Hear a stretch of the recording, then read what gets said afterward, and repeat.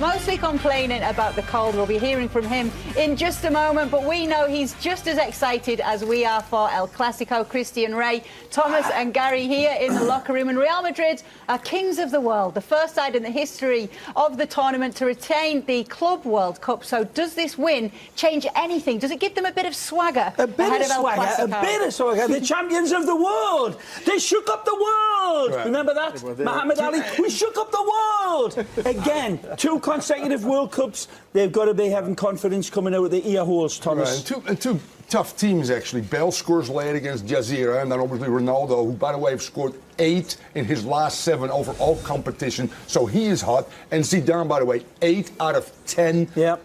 So Ronaldo's not finished. It's not finished. It took Sir Alex Ferguson, by the way, 104 months to get to 8 titles. It took this guy forget about them, man. 23 What about Casemiro? What about Casemiro? Fantastic. Best player on the pitch. Man of the match. I've always said that he was the best player for Real Madrid. Next to Kylian Navas. I never said that. I was all against him. It took a while, but we won you over in the end. Hang on a second. This is all exciting for Real Madrid, but what does it mean? It means they're 2017 World Club champs, but come May, who's going to have La Liga title? Who's going to have European Champions League? And if Real Madrid don't, all this means meaningless. Okay, but you want some action. They won 2 Champions Leagues in a row. They're 11 points behind. You always love looking way down the road, man. They are champagne. That was absolutely domineering, and they were 4 goals better than Gremio. It was an authoritative win. Congratulations to Real Madrid. Top class. But they are 11 points behind. Let's get the word from Madrid then. We're bringing you the daily build-up to Saturday's big game from Madrid. Kevin Egan is actually there right now. I hear it's a little bit cold, Kev. Tell us, what's the feeling on the streets of Madrid, in my old stomping grounds?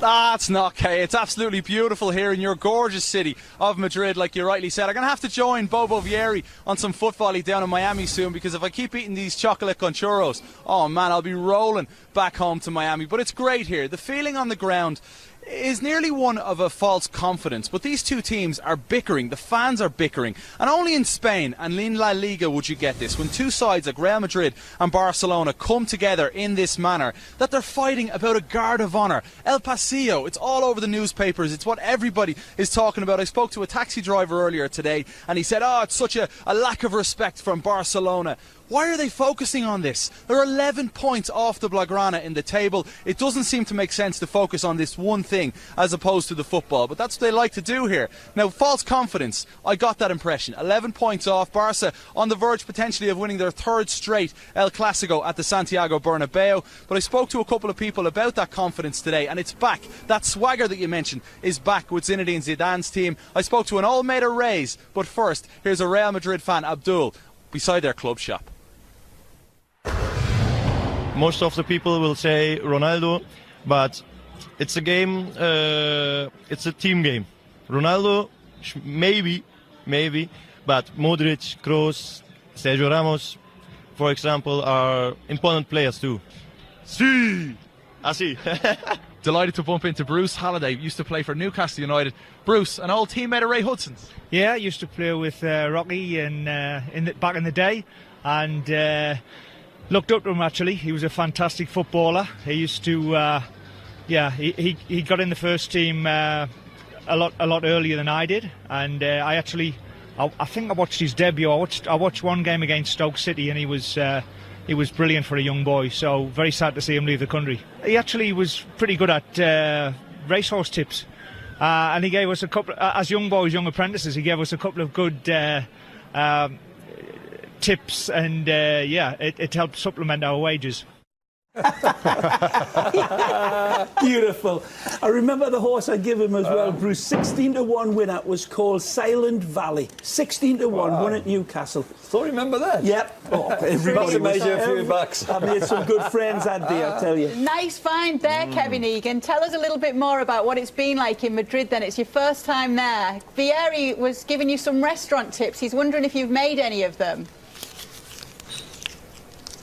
Not yet. I promise I will do my very best, Bobo, to get to that restaurant recommendation. All the talk is obviously about the Clasico. It's in all the headlines of all the newspapers here. Even the more serious ones are finding space on the front pages. Now, the one team here that are quietly going about their business is Atletico Madrid. Nobody's talking about Atleti, and if they win on Friday, they close that gap again on Barcelona at the top. But it's well and truly building here in Madrid. There's a great buzz, Kay. This is the capital city of world football in so many ways, and it's going to be buzzing on beIN Sports and all across the world this Saturday morning. Thanks so much, Kevin. We very much look forward to hearing more from you on Saturday and throughout the week here on beIN Sports. Let's talk a little bit about Barcelona. I hear him talking about Atleti there, and he's right, and it's valid. It's just because he's in the capital right now. So many of the people he'll be meeting will be talking about Atleti, but we're not going to talk about them right now. We're going to talk who the hell cares about Barcelona. A 4-0 win for Barcelona over Depor at the weekend, but so many stories in this game. Missed penalty from Messi. We had Alcácer going off injured in this one, a ghost goal from Luis Suarez. And there are a few panellists, and I'm wondering if Ray Hudson is still of the thinking, even after this win, that Barcelona aren't quite looking themselves this season. I'm still going to go with Real Madrid to hit the afterburners down the stretch. Barcelona were absolutely radiant in that first half. I mean, it was an authoritative win. Depor saw the hammers of hell coming at them. Messi got his golden boot awarded to him. I think he actually put it on during this game because not only was he brilliant, Bobo, but he also missed some sitters by his standards. 2 posts? 3 posts. 3 posts. Talk about posts. And missed the penalties. 25 posts this year they've hit. Atleti has 25 goals, just to sum it up. Seriously. And 25% possession. Look at that. You can see what takes more. And Paco was playing well. This was a sad exit for May Money, guys. Gary, he was playing very well, and the front three were really on song. Although I'm not sure it makes any difference for El Clasico, because I think they'll play Paulinho and play 4 across the middle. Sure. They'll play more defensive, but Busquets was rested for the day. Suarez, we've got to talk about him in this match, scoring goals and getting back to that form that we've been expecting from him. So if he's on form, Busquets is rested. It's looking like Barca are in great form at the moment. Last one, Tommy, before you get in, there, Iniesta. Back to his imperious best. I just wrote that down, but on the defensive end, guys, is where they made incredible strides under Valverde. They're disciplined. And let's be real honest, we've not seen that, but they've morphed into 2 holding midfielders. Rakitic, Busquets, Paulinho, Busquets. They've played with those 3 on the road all the time. Right? It's just that 4th one, probably Iniesta, who was brilliant. And as I said again, let me ask you, best since I've seen him since Xavi left. Bobo, for Real Madrid, looking at Vermaelen, in all likelihood going to start against Real Madrid, what do they think? I would.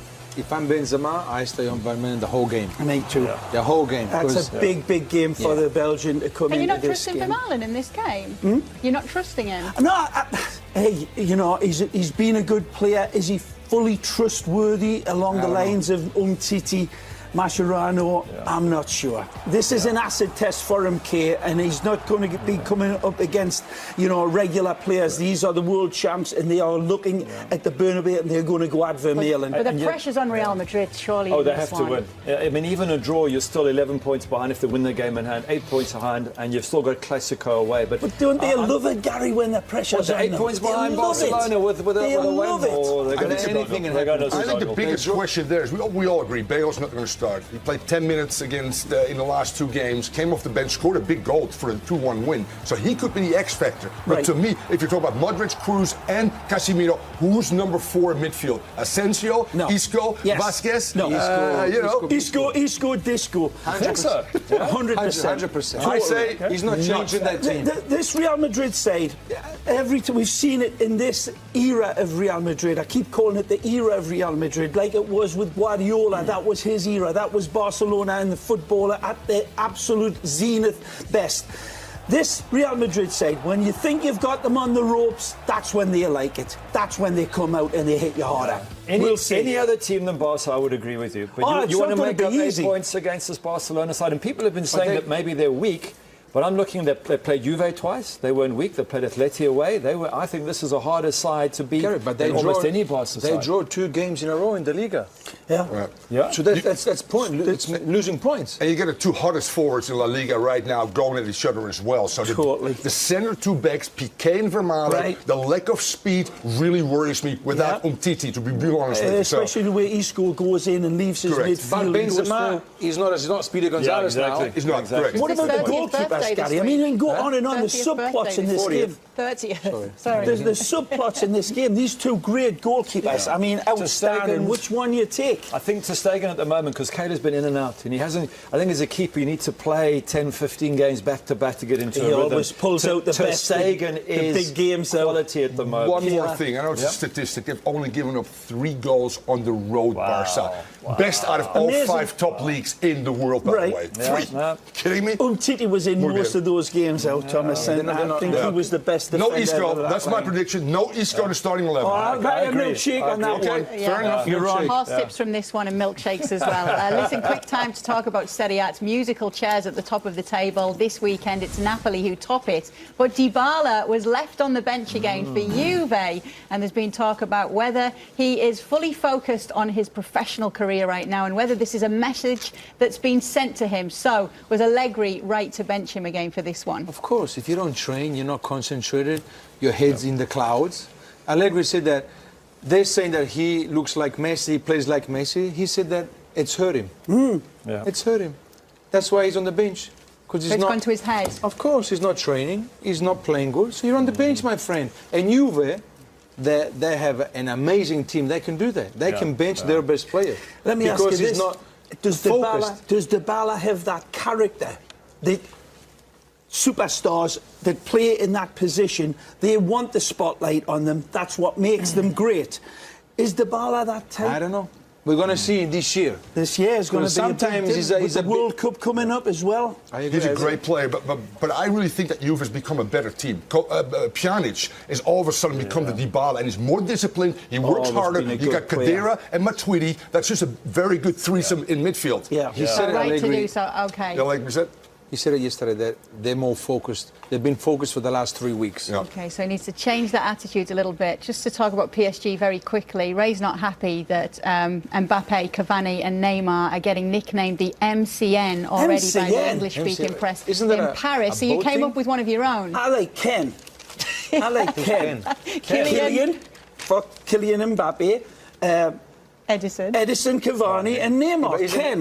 Ken. Isn't Ken that model, that blonde model? The Barbie thing. That's Barbie's husband. That's right. That's right. And it's $1 million What about the MSI? The MSI. Messi, Suarez, and Iniesta. Okay, that's Or the DSS. We're talking about DSS. PSG. It's the PSG guys Come up with a better one than Ken for DSS, PSG. De Bruyne, Senna, and Sterling. Well, we were talking PSG, but suddenly we're not. Up next, we have a fun news segment for you. There were some unbelievable moments in the weekend's games we had here on beIN Sports. We'll try to make sense of it all when we come back.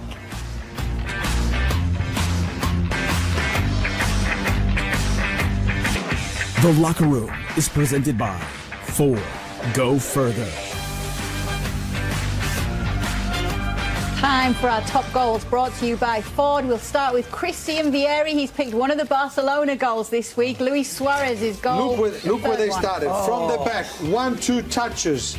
Beautiful. Defenders, midfielders, look at that. Look at, mamma mia, what a goal. Look at that. From the back, that's about 25 touches. Look at that, Messi gives it to Iniesta, gives it back to Messi, gives it to Paulinho. Well, I'm getting dizzy just watching this. Gives it, who's that? I don't know who that is, I can't see. First ball in the middle. Sergio Roberto to Suarez. This is crazy. You don't see it. Is presented by Ford. Go further. We're very excited because we have a new segment for you this week. It's called What Were You Thinking? What are you doing? What are you doing, man? Cheeky, cheeky, cheeky. Let's get started. And this is the brainchild of our Ray Hudson. So, Ray, what was your What Were You Thinking moment of the weekend? Mine was this on Diego Perotti with this penalty kick. You have to see it to believe it. Look at this. He steps up. He's got the goalkeeper set to rights. It's a nice approach. Cool, calm, collected, but what's he thinking with the finish? I mean, it's a pussycat finish. I like the approach, but Diego, what were you thinking? The goalkeeper reads it all day.